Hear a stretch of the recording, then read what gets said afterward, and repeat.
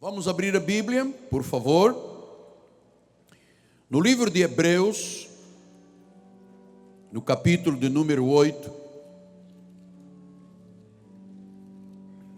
versículos 6 a 11. Hebreus 8, 6 a 11.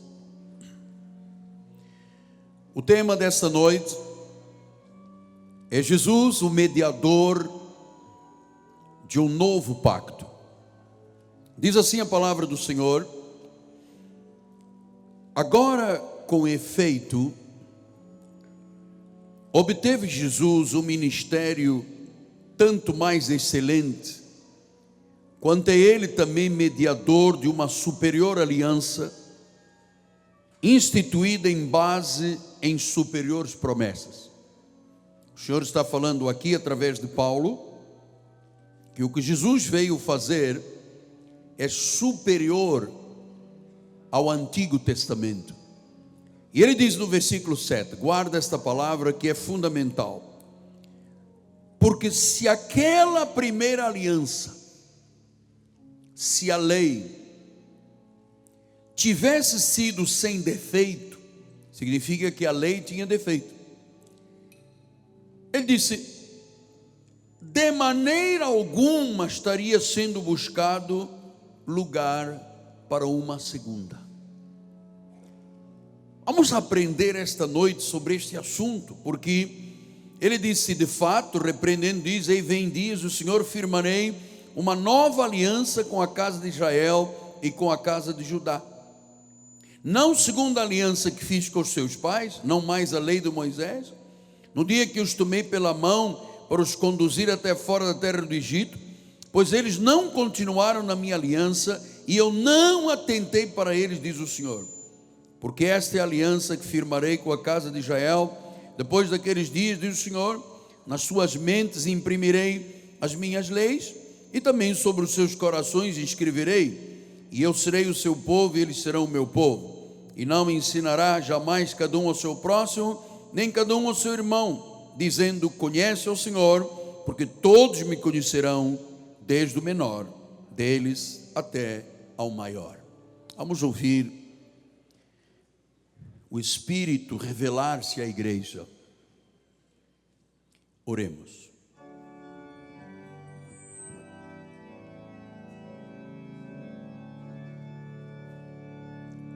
Senhor Jesus Cristo, eu amo a Deus. Eu creio num Deus vivo. Eu creio no mediador.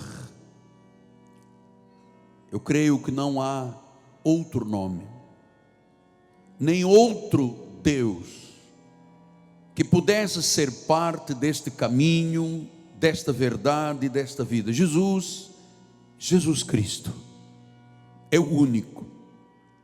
Por isso, Senhor, que nesta noite nós possamos ouvir a Tua voz, que nós possamos compreender o que a Tua palavra nos ensina sobre esta excelente e superior aliança, a graça de nosso Senhor Jesus Cristo.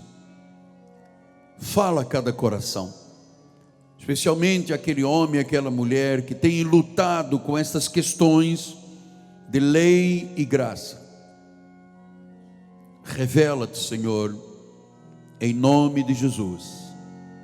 E todo o povo de Deus diga amém, amém e amém. Muito obrigado, bispo. Meus amados irmãos, minha família, santos preciosos, povo de propriedade exclusiva de Deus, aqueles que são nação santa, raça eleita, aqueles que foram chamados por Deus com um propósito de revelar aquilo que há de mais profundo, que é o coração de Deus, a graça do Senhor. Meus filhinhos em Cristo Jesus, hoje nós vamos aprender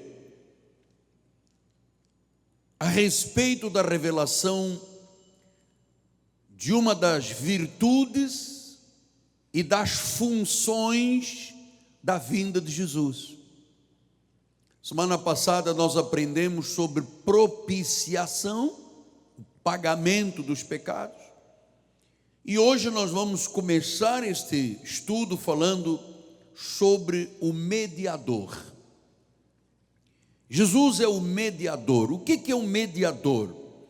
Mediador é alguém que faz a mediação entre duas ou mais pessoas para que elas cheguem a um acordo, para que elas voltem a ter relações amigáveis.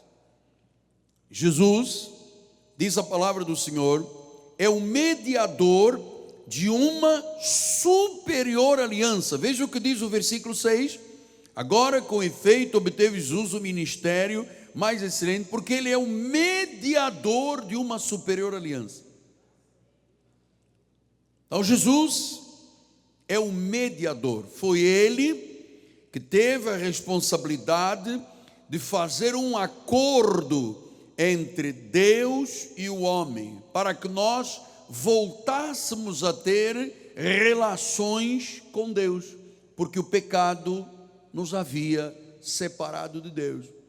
Então, a necessidade de um mediador se faz em função do que o pecado original veio fazer ao homem.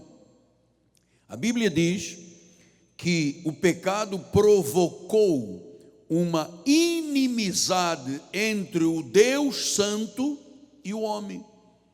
O pecado rompeu a relação tão boa e harmoniosa que Deus tinha com o homem, rompeu esta relação e em função disto o homem se tornou escravo do pecado e inimigo de Deus. Então, Deus exigia uma reparação nesta relação. E Jesus foi o único capaz de representar Deus para o homem, e ele foi capaz de representar o homem perante Deus. Ele era imaculado, ele jamais pecou, ele era o Deus encarnado, ele foi a propiciação, ele pagou o preço, ele foi a reconciliação, porque ele nos trouxe de volta a Deus, e ele reproduziu a restauração na nossa vida. Ele era rei, sacerdote, profeta, ele foi o propiciador, ele foi o mediador. Quer dizer que quem nos trouxe de volta a Deus foi Jesus através do seu sacrifício. Ele é o mediador, ele fez as relações. Quer dizer que se não fosse Jesus Cristo, nós estaríamos literalmente excluídos da presença de Deus.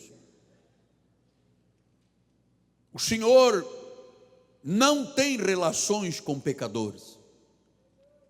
E era preciso reparar essa questão para que Deus pudesse ter outra vez comunhão com o ser humano. Era preciso haver alguém que fizesse a mediação, o meio de campo, e trouxesse o homem de volta a Deus. Isso se chama mediação, isso se chama reconciliação. Uma vez que você entende que isto foi feito num pacto melhor e superior, numa aliança, vamos ler este versículo, porque este versículo é chave da nossa igreja, é chave da revelação da graça. Vamos lá outra vez. Portanto, diz, vamos colocar Hebreus 8:6. Vamos voltar lá, porque preciso compreender isso. Agora, com efeito, obteve Jesus um ministério tanto mais excelente, quanto é ele mediador de uma superior aliança, instituída em base em superiores promessas. Então, este versículo, na maioria das vezes na vida do povo de Deus, é absolutamente desconhecido. Quer dizer que ele fez a mediação. Ninguém mais poderia me restaurar para Deus se não fosse pelo sacrifício, a reconciliação e a mediação de Jesus. O seu sangue naquela cruz nos lavou, nos justificou. E Ele nos trouxe de volta para Deus. Isso se chama a mediação. E diz, tudo isto, diz a palavra, é uma superior aliança instituída em base em superiores promessas. Depois diz o versículo 7, porque se aquela primeira aliança, se a lei tivesse sido sem defeito, não estaria sendo buscado lugar para uma segunda. Então você vai entender hoje alguns mistérios, alguns segredos desta obra de Jesus. Você sabe, a Bíblia diz que a lei tinha defeitos. E como é que é possível você viver numa relação com Deus, numa aliança defeituosa? Por isso Jesus veio e foi o mediador. Ele veio fazer o que Moisés não podia fazer. Moisés foi o mediador entre Deus e Faraó, entre Deus e o povo do Egito. Mas ele não pagou com o seu sangue, ele não fez um sacrifício. Foi uma mediação para resolver um conflito que havia entre o povo de Deus e Faraó. Agora não, agora diz respeito à vida eterna, agora diz respeito à salvação. Eu vou lhe dizer uma coisa, o cristianismo atual, e por isso, vamos retroagir um pouco, por isso é que foi instituída a reforma protestante. Por quê? Porque o cristianismo sempre foi contaminado com ensinos da lei, do Velho Testamento, de um sistema religioso legalista. Então ele diz, esse sistema religioso legalista tinha defeitos. Então Jesus veio fazer a mediação para que nós pudéssemos ter uma relação com Deus, não mais baseado na lei, não mais sacrifícios, abluções, batismos, festas, paga o preço, jejua, dias de sábado. Ele disse, não, agora é algo melhor e superior. Agora veja Hebreus 7, 18 e 19. Portanto, por um lado se revoga a anterior aliança, a anterior ordenança. Revogou ou não revogou? Revogou. Quer dizer que tudo que o Antigo Testamento, com os seus 613 mandamentos, com aqueles sacrifícios, aqueles dias de festa, aquelas cerimônias, aquele queima de gorduras, aquelas vigílias, aquelas abluções, ele disse, isto tudo foi revogado. Aí vem a igreja cristã que deveria de revogar o que é velho e estabelecer um pacto melhor e superior, porque foi isso que Jesus veio fazer com o mediador. Não, a igreja se contamina porque não revogou a lei. E por que a lei foi revogada? Porque ela era fraca e era inútil. Ou seja, tudo que você fizer baseado na tua carne, baseado em sacrifícios, baseado em abluções, festas, comidas, bebidas, tudo isso, Deus vira as costas e diz, eu não quero saber disso. Isso é fraco e é inútil. E ele diz no versículo 19, a lei nunca aperfeiçoou coisa alguma. Nunca. Ele disse, por outro lado, se introduz uma esperança superior. Então, note uma coisa. Nós não temos nada contra ninguém nesta terra. O nosso ministério não é um ministério partidário. Nós não somos um ministério que fica na televisão, nas estações de rádio, brigando com um, brigando com o outro. Nosso ministério é o ministério da palavra, é o ministério da sabedoria, é o ministério da revelação, é o ministério que compreendeu os mistérios que estiveram ocultos, e esse é um deles, porque a Bíblia diz, olha, foi revogado. Pastor, então quer dizer que nós não somos mais do sétimo dia, o sábado. Não, isso foi revogado.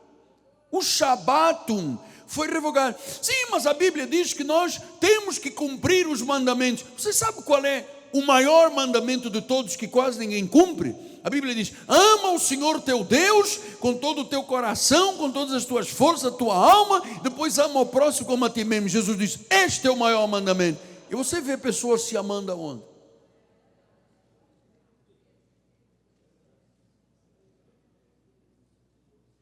Você vê pessoas se amando aonde?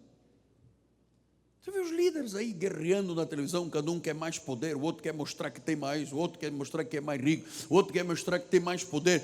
E isto que é essencial, a Bíblia diz: a lei é fraca e inútil, foi revogada. Então, pastor, eu queria ser um adventista do sétimo dia, foi revogado. Agora não é mais o Shabatum, o sábado na realidade foi eliminado como dia de descanso, e o dia do Senhor passou a ser o domingo, o dia da ressurreição. Pastor, mas os judeus guardam o sábado, da sexta-feira às 6 da tarde, ao sábado 6 da tarde eles não comem, não trabalham, não fazem nada, porque eles são da lei, são de Moisés. Nós não somos da lei, nós somos de Cristo. Então a lei era inútil e fraca.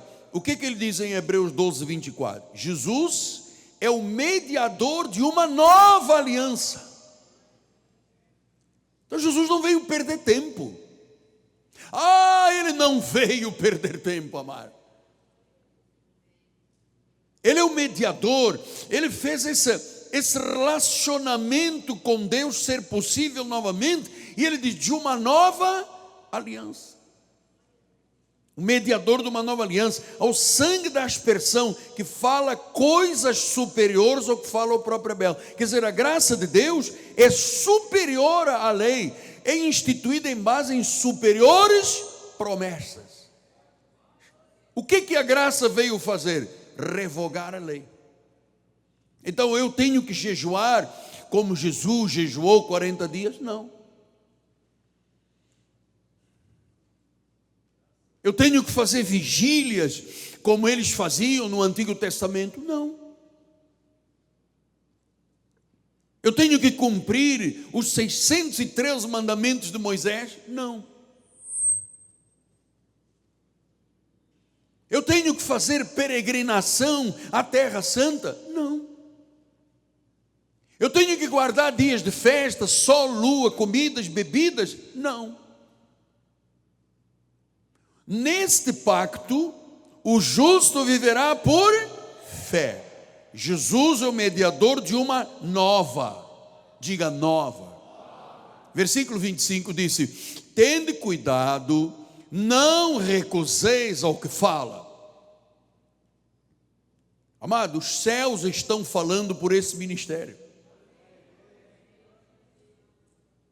Desde 1986. Que eu venho trazendo revelação da graça de Deus para o Rio de Janeiro, para o Brasil e para o mundo. E o Senhor está dizendo: tendo cuidado, não recuseis ao que fala, pois se não escaparam aqueles que recusaram ouvir quem divinamente os advertia sobre a terra, muito menos nós, o que nos desviamos daquele que dos céus nos adverte.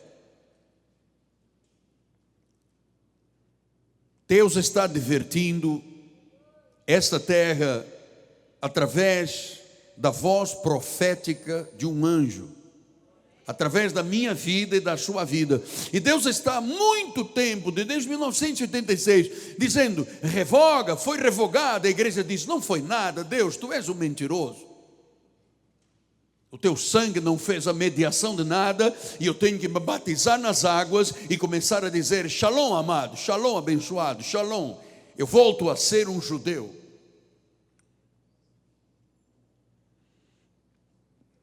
Não recuseis o que fala, isso é retroceder, voltar ao velho pacto. E foi Paulo, que Deus me dê tempo agora, por favor, Senhor.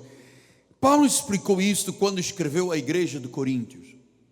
Ele disse em 2 de Coríntios 3, versículo 6 adiante a 11, o qual nos habilitou. Eu vou tentar não correr muito com isto aqui, porque você tem que guardar isso aqui no seu coração. Ele nos habilitou para sermos ministros de uma velha aliança. Ele nos habilitou para sermos ministros de uma nova. A igreja de Jesus, na face da terra, não foi habilitada para ligar-se a Moisés e ao velho pacto. A igreja não tem levitas. A igreja tem sacerdotes reais. Então diz que ele nos habilitou para sermos ministros de uma nova aliança. Ele diz, não mais da letra, não mais do antigo pacto, porque a letra mata. É por isso que os pregadores dizem, a alma que pecar, essa morrerá. Eu vou lhe dizer, se por causa de um pecado alguém morresse, não existiria mais igreja. Começando por mim e por você. Se você for honesto, você vai dizer, este homem está cheio de razão.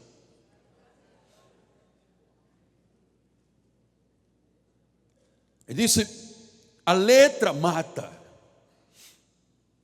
A lei, a letra, a velha aliança, aquilo que foi revogado, se você insistir em viver isso, isso te mata. E ele vai explicar o porquê. Versículo número 7. Se o ministério de morte, aleluia. Ele chamou a lei de um ministério de morte. Não sou eu que estou dizendo isto. Eu me livrei dessa morte. Eu um dia achava que estava no céu, outro dia no inferno, um dia eu era de Deus, outro dia já não sabia de quem era. A lei é tremenda, a lei confunde, a lei turba os olhos espirituais. Então ele disse, se o ministério da morte, gravado em letras em pedra, se revestiu de glória ao ponto dos filhos de Israel não poderem fitar a face de Moisés, por causa da glória do seu rosto, ainda que desvanecente. Atenção, tudo o que era glorioso na lei desvanecia, desaparecia. Olhe como é que Paulo disse, o ministério da morte. Depois ele diz no versículo 8, como não será maior e de maior glória o ministério do Espírito? Então ele está dizendo, o Antigo Testamento é o ministério de morte, a graça é o ministério do Espírito. Mas ele vai mais, ele diz no versículo número 9, porque se o ministério da condenação, meu Deus, é preciso que Deus ilumine os olhos do coração de milhões de pessoas desta terra, porque a Bíblia diz, é um ministério de condenação, é um ministério de morte. Eu não quero isto para a minha vida. Eu já vivi muitos anos aprisionado à igreja romana, depois aprisionado ao legalismo de alguns ministérios que eu participei. Eu disse, não, ele é o ministério de condenação, o ministério de morte. Eu quero o ministério do Espírito. E ele diz aqui, em muito maior proporção será glorioso o ministério da justiça. Ele chama Espírito e justiça a graça de Deus. Ele chama condenação e morte a lei. Agora veja o que diz o versículo 10. Porque na verdade o que outrora foi glorificado, porque a lei foi boa, a lei ordenou o povo, a lei pegou os judeus e disse, se você não fizer isso, vai te acontecer isso, se você fizer isso, vais pagar por aquilo. A lei ordenou, ele disse, ela outrora foi glorificada, mas já não resplandece. A lei não serve para mais nada, já não tem brilho. Por que a lei já não tem brilho? Porque foi revogada, porque houve um mediador de uma superior aliança. E ele diz, não tem mais brilho, não resplandece mais. Por quê? Diante da atual sobreexcelente glória. Quem é que tem a sobreexcelente glória? A graça de Deus. Por favor, não tenha medo de viver a verdade. Você pode andar 10, 20, 30 anos fazendo seminário, você nunca ouvirá isto. Ninguém sabe estes mistérios, só nós. Só o nosso ministério. E sabe o que as pessoas dizem quando ouvem eu ler a Bíblia? Diz, ele é falso profeta. Esse homem é um perigo. Porque ele está tirando Satanás da igreja, está tirando o inferno da igreja, só está dando força para Jesus.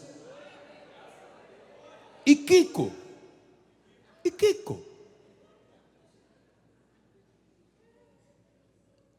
Ou a igreja é de Jesus ou é de Moisés? Mudou o sacerdócio, mudou a lei. Está claro? E ele disse, versículo 11: porque se o que desvanecia a lei teve glória, muito mais glória tem o que é? A graça tem muito mais glória, é de melhores e superiores promessas. Então, cerimônias, ritos, sacrifícios, festas, comidas, bebidas, sábados, amado, a lei de Moisés é o ministério de condenação, foi revogado, terminou. Agora é o ministério do Espírito e Justiça de Jesus. É este que tem sobreexcelente glória e é permanente. Se você está em Cristo, uma vez em Cristo para sempre. Se você foi selado, selado para sempre. Se você foi ungido, ungido para sempre. Você tem agora isto como verdade da sua vida. Você não pode, então, misturar a lei com a graça. Você não pode dizer, eu fui justificado, mas eu pequei e estou debaixo de condenação. Nós não temos mais parte com Moisés. Em Atos 21, 19 a 21 diz assim, e tendo saudado, Paulo contou minuciosamente o que Deus fizera entre os gentios por seu ministério. E ouvindo, deram eles glória a Deus, disseram, bem vês, irmão, quantas dezenas de milhares há entre os judeus que creram, e todos são zelosos da lei. E foram informados a teu respeito que ensinas todos os judeus entre os gentios a apostatarem de Moisés, dizendo-lhes que não devem circuncidar os filhos, nem andar segundo os costumes da lei. Pronto. Está aqui o que é o nosso ministério, está aqui o que é o ministério de Paulo. Nós estamos dizendo, não precisa circuncidar os filhos, não. Não precisa andar segundo os costumes da lei, não. Você imagina, se você quer jejuar, vigiliar, guardar o sábado, você também tem que me dar a oportunidade de eu circuncidar você. Que o rabino faz isto. Eu tenho 38 anos de ministério quase, nunca nenhum irmão veio me pedir para eu circuncidá-lo. Nem ninguém veio me pedir para eu pendurá-lo numa cruz. Então, nós não temos que andar segundo os costumes da lei, não. As senhoras não têm que deixar um cabelo longo, não pintar unha, vestir roupa longa, não. Nós não temos que usar véu, não. Esse não é o costume das igrejas. Pastor, mas se eu quiser usar véu, todo mundo vai gozar com você? Porque o véu é um costume da cultura grega e nós não temos nada a ver, e do Oriente Médio. Você vai arranjar problemas na sua vida. Pastor, mas em Coríntios disse Paulo que a mulher tinha que andar com um véu. Era, porque ali havia um problema cultural. A mulher usava um véu para dizer sou casada. A mulher que não tinha véu é porque era livre para casar, não era casada. Então Paulo disse, olha, nós não temos esse costume na igreja. E ele disse, a mulher que não quiser usar véu, então raspa o cabelo, porque as prostitutas eram obrigadas a raspar o cabelo. Então era um problema cultural. Se você for nas nossas igrejas em África, eles sentam homem de um lado, mulher de outro. E se for mais adiante, quanto mais para o norte das antigas colônias for, é possível que você veja um homem com 8 mulheres. E o pastor não pode dar um chute neste homem. Ele chegou com as mulheres e o pastor vai dizer, você só pode ficar com uma, pim, pam, pum, cada bola mata um, para galinha, para o peru, fica, diz tu, você vai ficar com esta e corra com as outras todas. Ele não pode ser um problema cultural. É na África. não é no Brasil.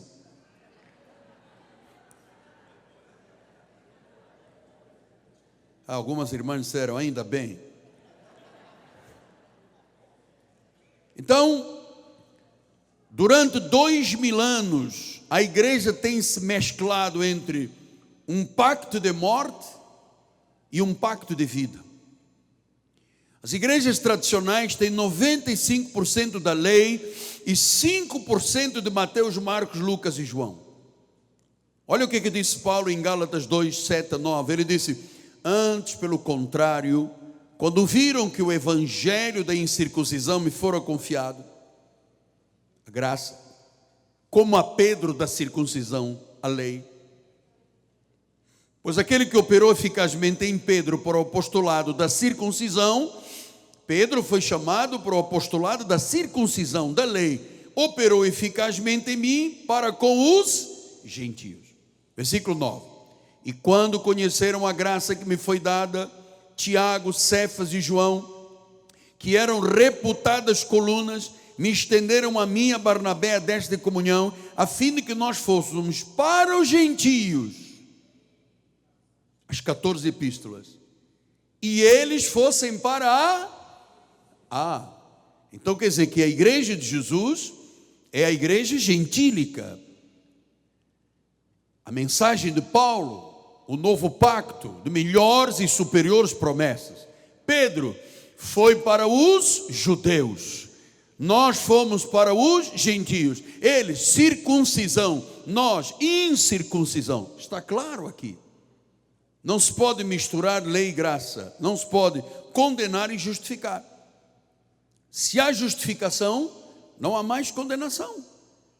Ou há justificação ou há condenação. Não foi justificado hoje e amanhã a pessoa é condenada.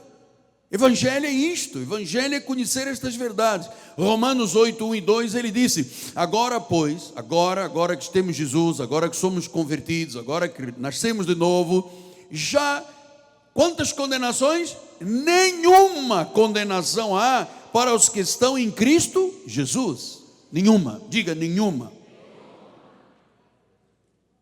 Não temos mais parte com a lei. Ninguém mais nos condena, ninguém mais nos acusa, porque Ele nos justifica.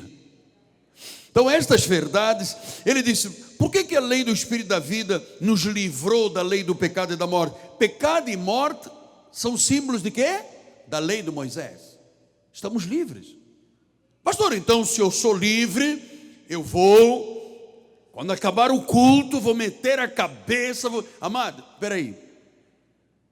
Liberdade não quer dizer libertinagem.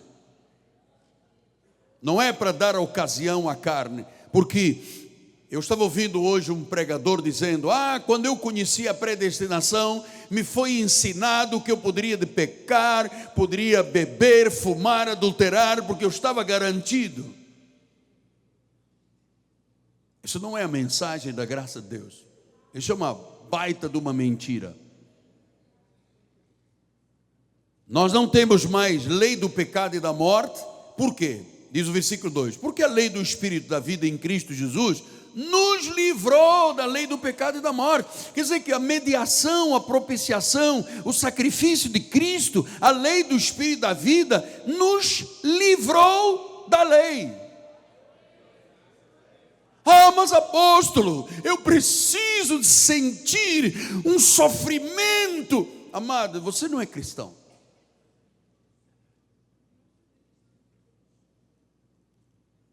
Jesus não chamou ninguém para sentir um sofrimento. Isso é sadismo. Eu gosto, uma vez uma senhora me disse aqui, eu gosto muito do apóstolo, eu entendo tudo que o senhor prega, eu sei que é por graça de Deus, mas eu preciso de sofrer. Eu disse, o que a irmã quer? Quer o quê? Quer levar uma galheta? Quer o quê? Uma chicotada, uma cinturada, quer o quê? É a condenação. A pessoa às vezes vem de um lar muito violento, de brigas, ela vem para a igreja, ela precisa de ver no pastor a continuação da violência verbal, a agressão. Então eu preciso, nem que seja de apanhar uma cusparada, alguma coisa que me diga: que bom, estou sofrendo. Livre-se disso, amado. Não há mais condenação. A lei do pecado e da morte, Deus nos livrou. Ele livrou da lei. Por isso Paulo disse em 2 Coríntios 2,16: quem conheceu a mente do Senhor que o possa instruir? Nós temos a mente de Cristo. Nós não temos a mente de Moisés. Mas eu acho que na minha forma de entender, a sua forma de entender não é a bíblica, não é entendimento. Mas eu acho que por lógica. Amado, tira a lógica. Lógica é satânico. Temos a mente de Cristo.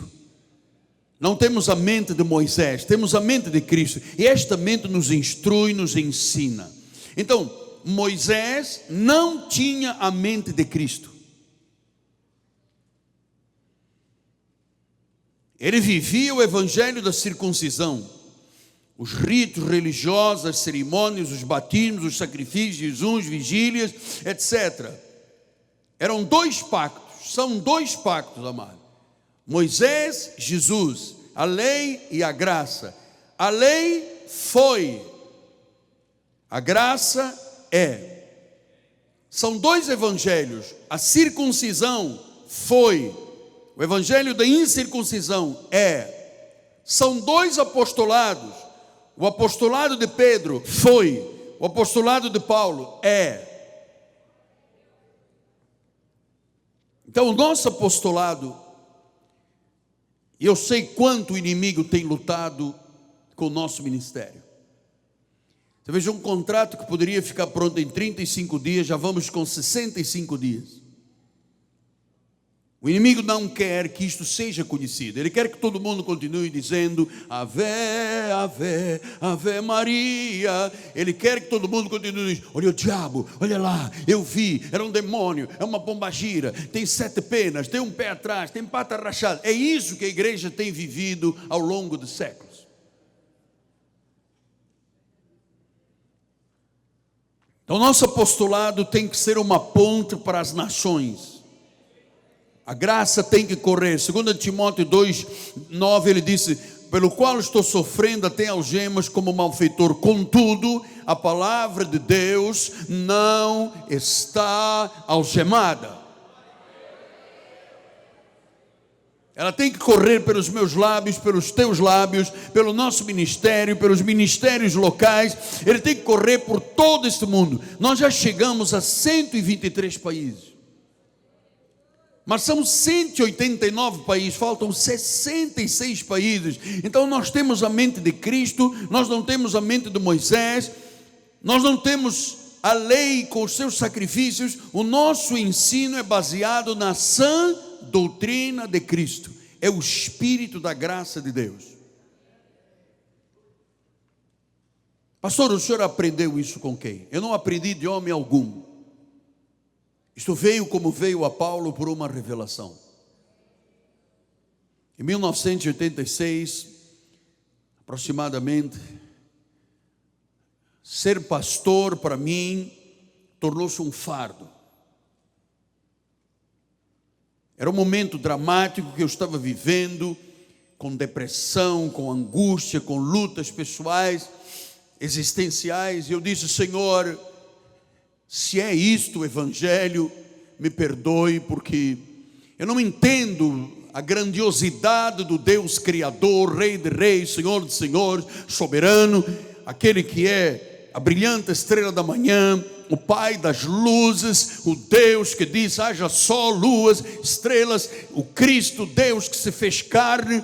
Toda essa história tremenda que está aqui em 66 livros, para eu agora ficar dizendo: sai demônio, sábado tem jejum, vamos consagrar aí um jejum, e porque quanto mais jejum, mais poder. Senhor, eu não entendo isso aqui. Tem diabo ou não tem diabo? Tu o derrotaste ou não derrotaste? O teu sangue lavou ou não lavou? O teu sacrifício foi ou não foi suficiente? Eu preciso passar na água, 1, 2, 3, 4, 10, 100 vezes. Isto tudo aconteceu na cruz, quando tu disseste, tudo foi consumado. Foi ou não foi, Senhor? Foi. Eu me recordo que Deus disse, isto que você prega, isto que você vive, esses ministérios todos que estão normalmente se chamando de igreja, não estão vivendo o novo pacto. Eu disse, Senhor, o que é isto? O que é isto, nova aliança? Eu conhecia Mateus, Marcos, Lucas e João e conhecia alguns profetas. Eu estive num seminário bíblico em Portugal, onde eu aprendi a jejuar 8 dias, a fazer vigília de 15 dias e tudo que era obra da carne. E eu me recordo que eles ensinavam a orar e nós íamos almoçar, a meio-dia tocava sinete, sentávamos para almoçar e vinha uma pessoa e dizia, eu vou orar pela comida. E ele começava a dizer, Senhor, abençoa Portugal. Oh, não te esqueças de abençoar a Espanha, e a França, e a Inglaterra, e a Alemanha, e a Itália, e a Rússia. E eu olhava aquele bife e dizia, Deus, quando eu vou comer? Ele ainda está na Rússia, ainda não terminou o leste europeu, vamos para a África, Oriente Médio, Ásia, vamos para a Austrália, e quando acaba isso? E então eu pegava uma batata frita e comia, e quem estava orando dizia, você está em pecado. Você acabou de comer uma batata. Eu disse, não comi uma. Comeu? Não, eu comi 2. E ficávamos ali mostrando o que cada um era melhor que o outro numa oração. Eu aprendi isso. Aparência, mais nada. Até que finalmente o Senhor disse, você quer me conhecer? Eu te chamei para isto. Eu me recordo que eu fiquei sozinho uma semana. O primeiro dia eu tive 17 ou 18 horas seguidas, conhecendo o pacto, a predestinação. Eu entrei em Efésios, eu entrei em Gálatas, eu comecei a compreender a esperança dos santos, os olhos foram me iluminados. Segundo dia, 15 horas, terceiro dia, 14 horas. Eu levei uma semana inteira. Quando terminou, a minha mente parecia uma máquina. O Senhor colocou todo o pacto, as 14 epístolas, todas na minha cabeça. Eu comecei a saber distinguir o que era velho, o que era novo, onde estavam os exemplos da graça no Antigo Testamento. Amado, foram eu tenho milhares e milhares de versículos na minha cabeça. Eu conheço a posição na Bíblia, se é da esquerda, se é da direita, se é aqui, conheço, isso tudo está na minha mente. Você sabe que às vezes parecia que eu ia enlouquecer, porque eu dormia sonhando em versículos, acordava falando versículos, andava na rua falando versículos, e disse, meu Deus, o que você está passando? E o Senhor me disse, eu te dei a minha mente. É a minha mente, é a mente de Cristo. E eu disse, Senhor, o que se passou com o meu coração? Meu coração está diferente. Ele disse, eu circuncidei o teu coração com a palavra. Eu fiz de você um novo homem, criado segundo Deus.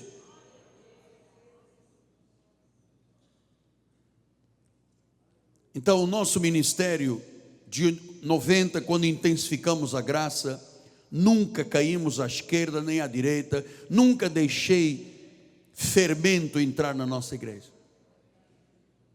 E o pouco fermento que andou por aqui, Deus, sem eu dizer uma palavra, Deus disse, saia.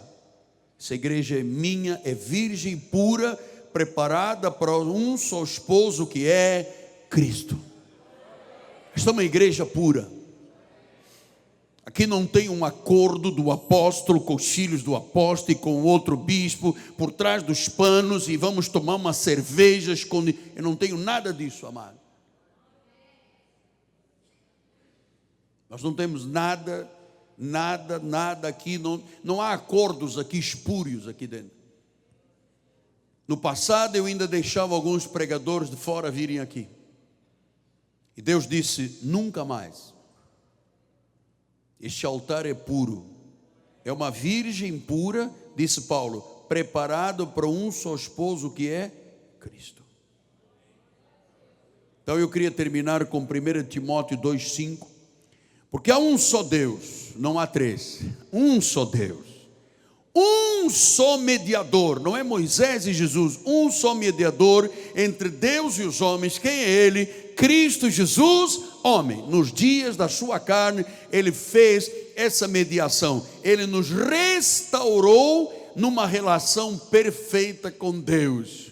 E hoje, amado, hoje, aleluia, nós estamos limpos e justificados. A lei do pecado e da morte não está mais na nossa vida, e hoje nós podemos dizer: Abba, Pai. Glória a Deus. Abba, Pai. E eu não ouço um retorno de voz que me diga: você me chama de pai. Eu ouço uma voz que me diz: meu filho amado, eu tenho paz com Deus. Justificados, pois, mediante a fé, temos paz com Deus. E eu não vou desistir enquanto a plenitude dos gentios não for conhecida. Eu quero dizer aos irmãos que estão em outros países: você tem um compromisso de cooperação com este apostolado.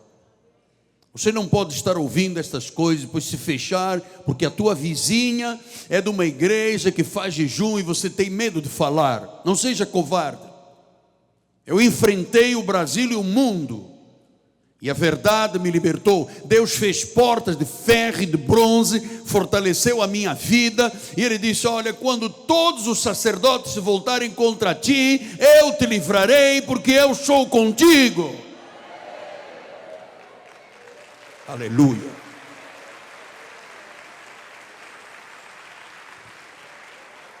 Oh, perdão. Eu tinha muito mais para vos falar, mas a hora não suporta. Curve a sua cabeça. Jesus Cristo, obrigado porque tu nos ensinaste a não ter medo de seguir a tua palavra, de entender que foi revogado o velho pacto, Moisés, e agora temos algo superior e melhor, a graça de Deus.